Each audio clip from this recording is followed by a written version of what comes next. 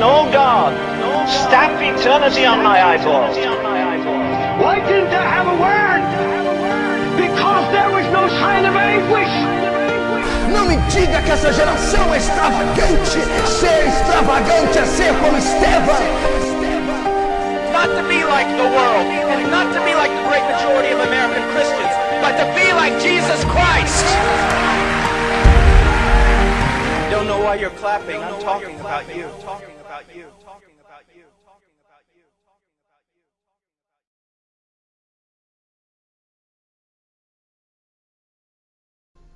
Men and women, when they're truly awakened,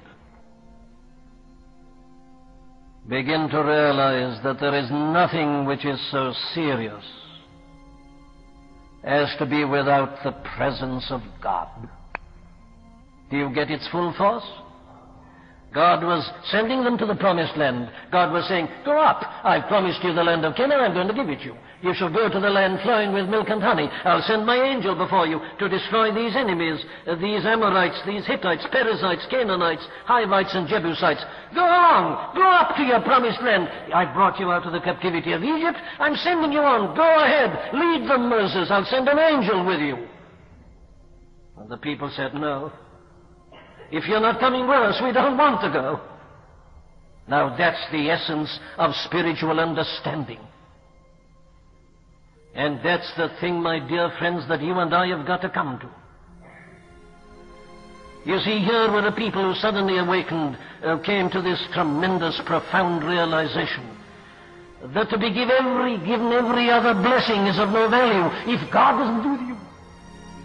What's the value of Canaan? What's the value of milk and honey? What's the value of having possessions if you are not with us? They saw that the realization of the presence of God, having His fellowship and company, was infinitely more important than everything else. Need I apply this to the church today? You can have successes over your enemies, you know, without this great realization of God in the midst. Oh, yes. There are angels who can do that for us. Destroy certain of our enemies. Take us to the land. We're in Canaan. We've got the milk and honey. Yes, everything seems to be all right. There's an appalling verse in Psalm 106 where we are told to the children of Israel, God granted them their requests, but sent leanness into their souls. You can have an outward prosperity and affluence. The church may seem to be doing remarkably well. Good finances, good figures, successes, conversions, enemies defeated, everything going well. And the newspapers report it. The Christian newspapers report it. It all seems to be marvelous. But the appalling question I ask is this: is God in the midst? Is He really amongst us? Are we aware, as we should be, of His glorious presence? That's the thing that got these people. And what they said in effect was, Canaan's no use to us. Milk and honey are of no value. We're not interested in these enemies. We want you. Oh, says the psalmist, it is for thee I cry out as the hart panteth after the water brooks. So panteth my soul after thee, O God. He's not after blessings, he's after God, the living God.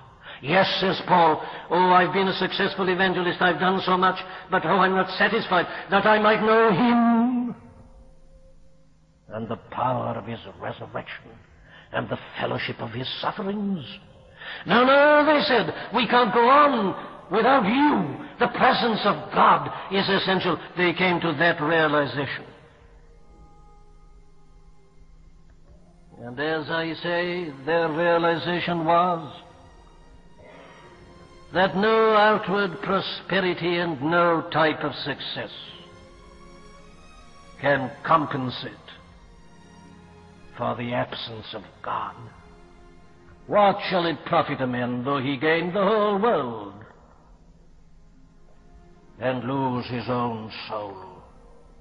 Christian people, I'm not asking you this morning whether you're living a good life. I'm not asking you whether you're happy. I'm not asking you whether you read your Bible and whether you pray. I'm not asking you whether you're active in church work or in some other form of Christian activity. What I'm asking you is this: do you know God? Is he with you? Is he in your life? Is he in the camp?